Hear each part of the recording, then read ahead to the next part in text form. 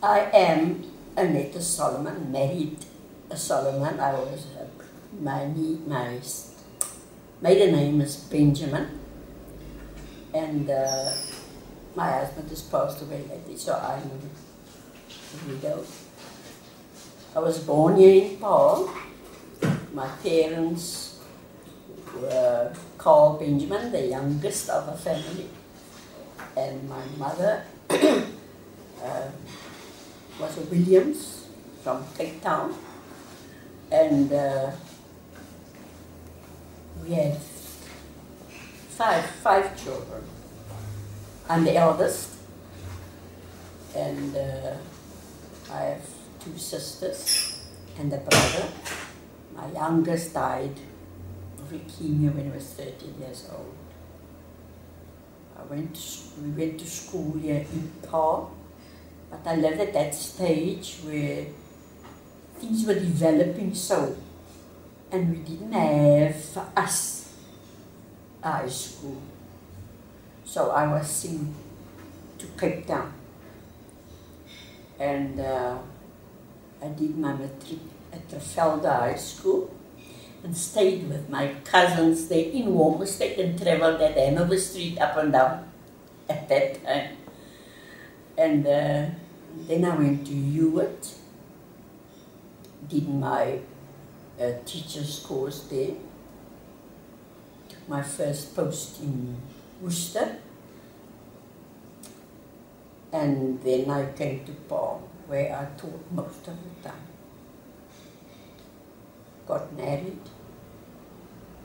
Also I have 5 children, and they're adults now already, and each of them are their own homes and scattered all over the place. So I believe that you still have your siblings. Who are their names? They're still alive? Well, I'm the eldest, and then 7 years later there's Kathleen, and there's Irene, and Abram. And then the youngest one that has passed away already when he was 13 years old. That's a few years ago already. I can't remember now. He was Ronald. Those days, he died of leukemia. And those days, we had to rush into Grooteskier regularly, you know, because they weren't so advanced with the illness yet. And to the family's mind, we thought they used him as a guinea pig, actually, you know, finding out what was what and so on. But of course he died. The doctor said he'd live 18 months, and it was 18 months after the diagnosis. So we're 4 now, and we live close to one another, quite close to one another, and we always, as you see now, the 3 of us are together again. And so we're retired. So where did you work as a teacher? First in Worcester. I was there for 2 years, I think. That was 51, 52. No, I did my matric in 50, training 51, 52, in 53, 54, yes, I was in Worcester. And then I came to Paarl at the high school year, which they had started then. By then they had the high school year. And there I taught domestic science, needlework, so on. Until I got married, and then when my family grew, well, I stopped teaching, but I was recalled, you know, going back to relief now and then, so I didn't stop teaching totally. It's just here towards the end, when my Ladlamichi was born. I said, no, now I don't teach you. That was in 76. 76. So which school did you taught? Yeah, at the high school. At that time, it was the only high school. The institute became Paarl High School, and then later on they developed other high schools in the coloured area where most of the people were sent to. So the Athlone Institute was also here in Park. Yes, that was the actual teachers' training college at the beginning. But as things developed, the building was later used as a high school. It developed slowly into a high school. Then the Athlone Institute acquired a new building just behind that. And the whole of the old building is today still a high school. So I believe someone in your family was the principal there. Who was it? My father. My father, it's called Benjamin, was the principal of what we called at that time the practicing school. The practicing school started as a very small primary school. And those pupils were used by the college, the teachers' training college, to give them practice teaching. So it was, at that time, it was called a practicing school, the Paul Practicing School. You can almost say they were affiliated to the college, part of the college, because the children were regularly used. So in our terms, can one say that it was sort of more a test of a guinea pig?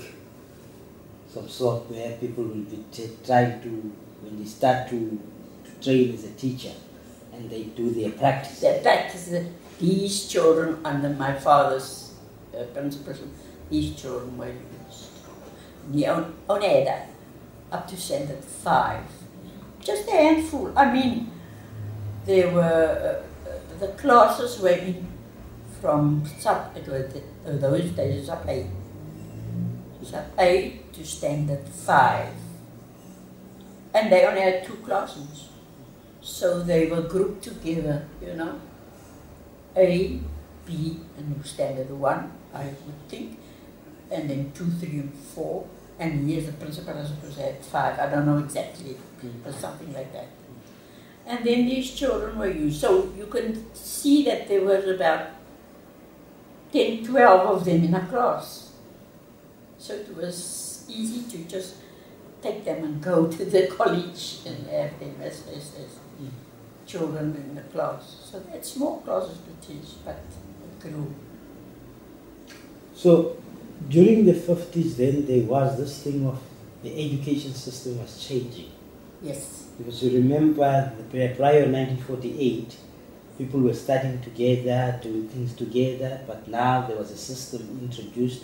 People have different schools and so on. What was the atmosphere in terms of colored school, African school, and white school at the time? Yeah, the whites were totally separate here on the side of the river. But before we were sent to the other side of the river, our schools were here also. We lived here quite comfortably. We had primary church schools. It's the church. Or the missionary schools. Yes. Each congregation had its own school in the areas that the Congregational Church in Zuiderpaal and Bethesda and the DRC and Zion attached to. Yeah, in Central Paarl, they had the Congregational at Bethel and Zion. Yeah, what we call the Old Cain was the Muslim school and Holy Trinity. And in Noorderpaal, they had the English Church Holy Trinity and another DRC school, Emmanuel. Those were the church schools in those days. And each one had its own principle and so on. But as things developed, there was another one, what we call the that was also a congregational school. Bethany. Now these schools were all up to standard 5. And as things developed, they had to plan what were they going to do with all these standard 6s. So the Athlone Institute building was then given to these 6s. And my father was principal to this little practicing school in the corner there of the building, while the rest of the building belonged to the Athlone Institute. So the Athlone Institute gave the lower, the floor, ground floor, to the 6s. Each little school sending their 6s down here to the main school. My father then became principal of the 6s also. And they had the college upstairs. And then of course the 6s had to go to 7. And that means they pushed the college out. And that is how they later got their new building, just behind them. And it developed into a high school. And my father then retired. I can't now exactly tell you how things happened then. When he retired, it was a high school and there was a high school principal. But at some stage, there was a high school principal and a primary school principal. You know, when he retired, there was another one. Mr. Walbrug, I think. Yeah.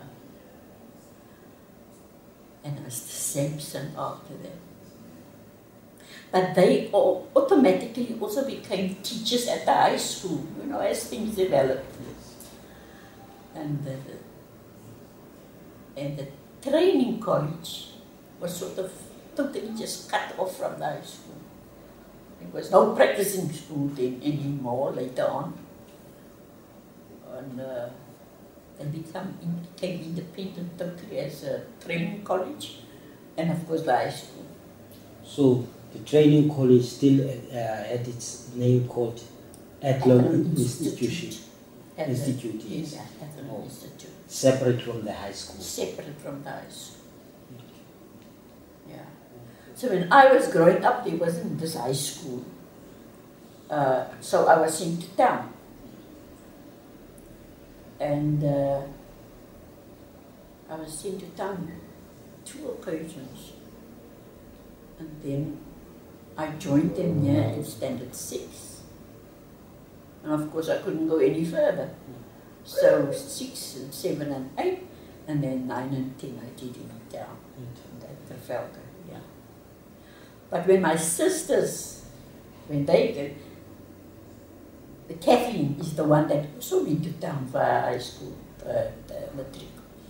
But the others did theirs here. Because then at that time there was high school. So I heard you talk about the other side of the river and this side. So what do you mean by that? Was that of a dividing river, or was it the time of the removal of people from the central to the south and north? Because I hear this language here in part, people talking about the other side of the river. And the side of the river, this side of the river. Could you just maybe briefly tell us what actually happened there? Oh, those were the dramatic days, you know, really dramatic. But we were moved, and the division was the river. So everyone you had to move. We had our home, which I was born and reared here in Central Park. My grandfather built the house. It was one of those basic homes of the time where there's just two rooms, you know, and a kitchen. And he added on and made a home for us. My father then was the only son, and his brother had died by then, got married, and we were reared in that home. With my grandfather, my granny had died then, and my one aunt. My aunts, my father's sisters, they were all, 3 of them, they were all teachers too, except the one. And she built a house, a semi-detached house, just on the other side of the road. So the family was still together. But with the division, which to move, we had to sell the house, and we got next to nothing, as you know. And he could barely buy a home, which is still there now. My brother stays in that home, on the other side of the river, Charleston area you call Charleston. That the whole area at that time was called the Rug, because it's on the hill over to the mountain. And there are various names for various areas. Is it a place that is known as Goedverwacht or something? Or Berg? Berg. The river is Bergrivier. Okay. But, yeah. And there is a Bergrivier lower down towards Wellington. But this area across the road, across the river is what today is called Paul East. And we all had to move. The school had to move. But then, when the high school moved, they had built, on Charleston, they had built prefabricated the school here. And when they moved in, that very year, I don't know for how many years, months they were in that building, the wind blew the roof off. So the children themselves, we just going back to our house school. So they all moved back, living on the other side. We going to our own school, and they're still there. So, but of course, Paul East is developed now, and there are other high schools also. So it means then, what did the government say while children go back to their own school after they've been moved? They couldn't say anything because there was no school, there was no roof. It was totally blown off. They did repair the school, and there's another school now. Another school there now. Charleston Hill, right there. But Paul High School is still where it was and is supposed to be. We stuck to it. So it means then this first removal didn't work. It didn't work with the school. Even though the people were all on the other side, the children had to travel. They came by bus. My children were given pocket money for the bus, but they pocketed the pocket money and they rather walked to school. To school. So did other people move? Everybody had to move. Down here in what is known the Old Town, there are 2 mosques. Still there. The mosque is standing there. But the people around it were removed. All of it.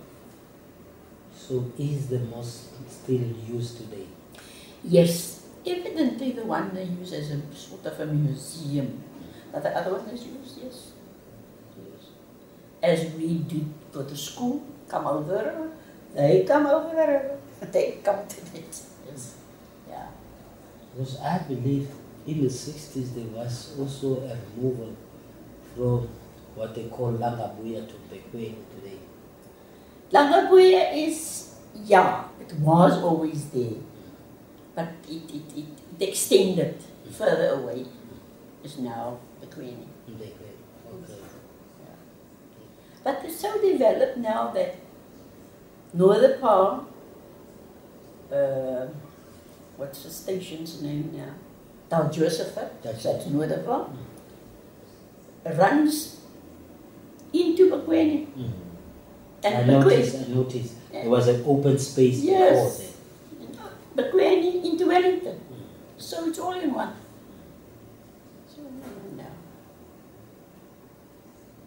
So can you maybe tell us more about what other activities did your generation as a youth do in part in terms of sport, music, and so on? Growing up, my parents were fairly musical. My mother played piano, played the organ in church. My father didn't play, but he had some musical experience, because I remember as a child, he conducted the school choir. So we had to have some colleagues there, yes, he did do a little music. And we had family singing together, you know, musical evenings. My mother used to play the piano, and we had a friend also teaching at the college at that time, who also played the piano. When she used to come visit over, we had sing-alongs, you know. So there was music in the house. And on the whole, we have quite a number of musical say prodigies and developments in Paul. My generation, well, a little older than myself, were musical, and because they were teachers, they saw the need of development, and they themselves became music teachers and developed in such a way that today one of them is well known because he started the music school, which is today the Music Institute, the Frank Peterson Music. Yeah. The department has, of course, taken it over, and it's fully fledged music school. But my children went there as, you know, as we got the children together, got the teachers together, and he being, Frank Peterson being principal of my worst Institution. He was an inspector, music inspector. He was in charge of all these little school, church schools, and then he used to get the music inclined children together and bring them together, and they taught them to play various instruments and so on. And this developed into, I think the music school is a wonderful little orchestra today, and that is how he is remembered. Who's this gentleman? Frank Peterson. Frank Peterson. Yeah, Okay. yeah, and his children very musical too, 3 boys. Is he still alive? No, he passed on. He passed on. His wife is still alive, but she's getting old now too. So yeah, are you saying that there are some of your children or grandchildren that are taking up music as a career? Quite a number of them. Quite a number of them in part. Because of Frank Peterson's idea that they had, you know. And we have a number of singers, we have vocalists, yes, and we have musicians playing all sorts of instruments. And it's going on. There is the permanent school where the Avalon Institute was. The training college isn't there anymore. We have the music school. The building is now a fully fledged musical school. So do you still, can you play any piano? Ashamedly, I would say no, I had. Mind you, my mother was very disappointed. I know, because we all had the opportunity, all of us, and none of us really, you know, playing at the moment. No. Yeah. But we got that music background, we did. And then besides the music, which is it always stopped here in Paul, I think, because of it. They played various sports. They Yeah, because I've noticed that there are also sports legends, which was recorded last day here in Park. Sports. Sports legends. Yes, quite a number. Oh goodness me, I can't remember now all the names.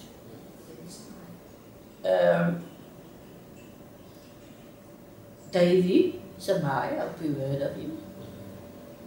At that time, very difficult times, he was sent the first colored person to go over to play tennis at Goedverwacht. And then when he came back, he started the tennis school here, you know, and developed the interest of children playing tennis. And the courts he started has also developed now into park tennis courts. They started there. And, so we had quite a number of legends here. And I know one, he wasn't a Harley. I know he and his wife immigrated to London, and he's a tennis coach of some sort in England. And so you have many of them, you know. There's rugby too, quite a number. Yeah, I've seen a number of rugby clubs of Park people are playing. Yeah, the clubs at those days were also here in Park. Was centralized also into areas. You had a club inside the Park, you had a club in Central Park, you had one here in the, what they call the Old Town, you had one in Lower Park. And these clubs, rugby clubs, used to compete. Oh, what a competition. You have to have one of them to tell you. I don't know much about the rugby, but I remember my father was also one of the officials. What's the name of this rugby club? It still stands.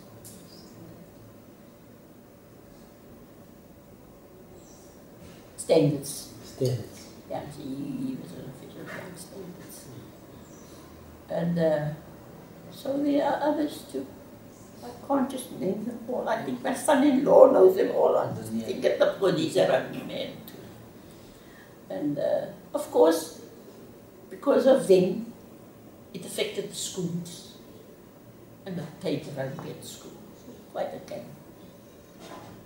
And because we weren't given a very, very well organized and sophisticated rugby field, they developed one themselves, and they used to call it the kraal, because those days the animals used to feed there. They used to keep the grass short, the cows and the what you call it. From where I don't know, but they used to. And they called it the kraal, and that is where they started playing rugby. That is another story that I can't really add. Today that piece of ground stands empty. They're still trying to decide what they're going to, type of museum or something they're going to put up there. Yeah. Because we, of course, we have now our official rugby field now and stadium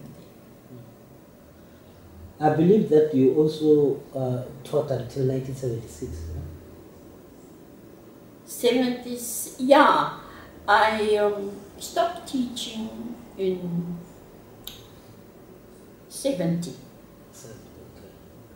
But then they always called me back to relieve somebody on holiday, somebody on leave, or somebody sick or so on. So it's not that I sat at home and never taught again. But in 76, when the uprising was, my eldest son too had to reread his matric because of what you call it.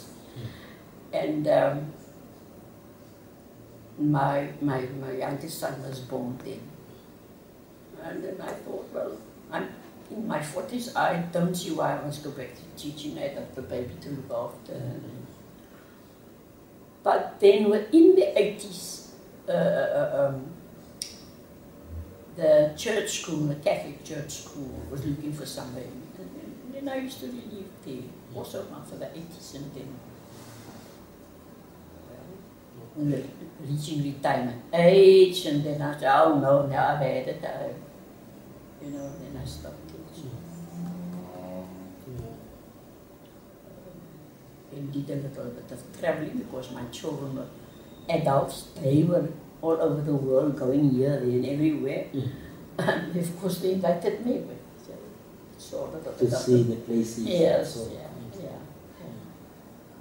So with the land restitution, did you ever think of doing land claim wherever you guys have been removed from? Yes, my brother did all that. I said, no, I don't feel like you will sign it, you just go ahead. So my brother did that. And yes, we did. But because of this, the family now so scattered, many of them passed on, we didn't bother to do that of my aunts. I think we got about 40,000 at that time. So yeah. All right. Maybe from your side, what else would you like maybe to tell us that is what you feel maybe very important that we cannot be remembered? I mean, need to be told for the next generation.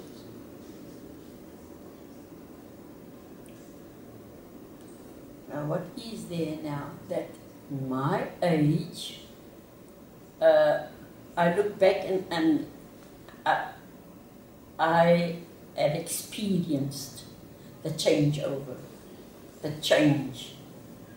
And it has also brought advantages and disadvantages. But the one thing that strikes me now is the growing up of the younger children today, my grandchildren. Fortunately, they are adults, most of them are adults now. That they've lost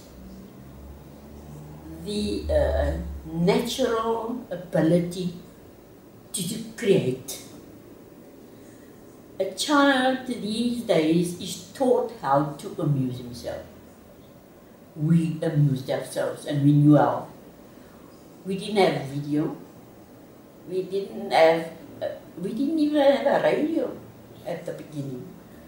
So our time was used to be creative. Yeah, entertain one another. We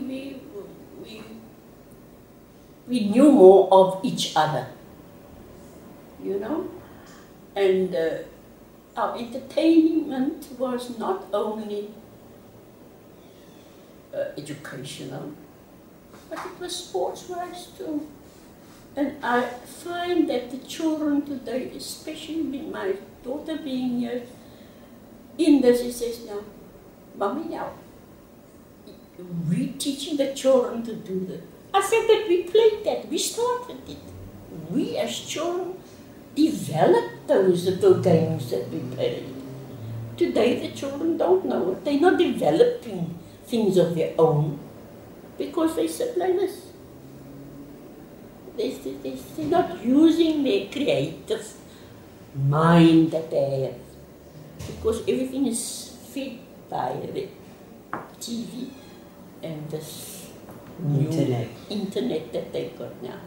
That's to me is very disappointing, very disappointing, because the youngest two grandchildren of mine I see today, they're so adept in that they know more than I do. I can hardly use my cell phone, and they seem to be elevated. If I ask them a simple question, help me, how do you do, or put this thing on for me, or change that.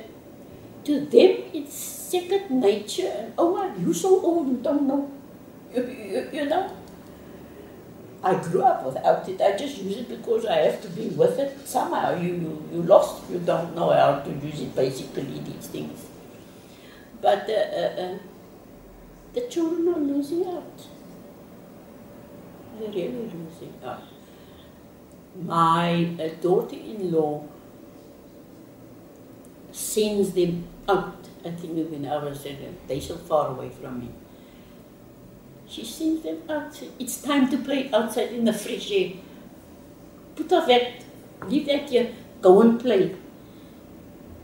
But the playing is things that they have outside, ready to play. There's a jungle gym, there's a thing that you can jump up, there's, you know, they're not left there totally alone to find out themselves, how can I amuse myself? That's what the children answer. So here this one comes, Mommy, what is the game that you played? I said, I forgot the games, but we played that in the street. It was untold at that time. I mean, we played in the street. After the rains fall, we make our own little boats, use matchsticks and whatnot. We play in the soup, the water coming down. These children look at you, what you talking about?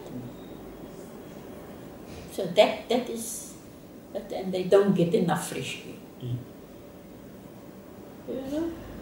They're always inside with the electronics and the, yes. and the yeah. cell phones and so on.